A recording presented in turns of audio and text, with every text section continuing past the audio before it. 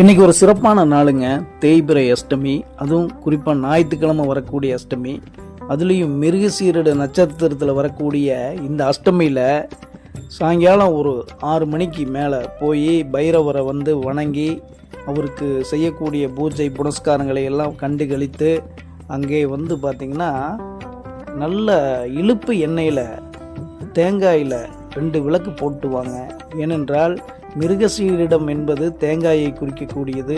செவ்வாயுடைய தோஷமும் செவ்வாய் காரகத்தில் வரக்கூடிய ரத்தம் சம்பந்தப்பட்ட உறவுகளில் பகையும் உடலில் இரத்த குறைபாடும் ரத்தம் சம்பந்தப்பட்ட நோய் உள்ளவர்கள் இந்த பரிகாரத்தை பைரவர் கோயிலில் போய் இன்னைக்கு தேய்பிறை அஷ்டமியில் செஞ்சீங்கன்னா உங்களுடைய எல்லா துன்பங்களும் தேய்ந்து ஒளிந்து அழிந்து போகும். அதனால் தவறு விடாதீர்கள். நிச்சயமாக இது அற்புதமான யோகத்தை கொடுக்கும். சிவன் கோயிலில் இருக்கக்கூடிய பைரவரை வணங்கி வழிபடுங்கள், நன்மையே நடக்கும்.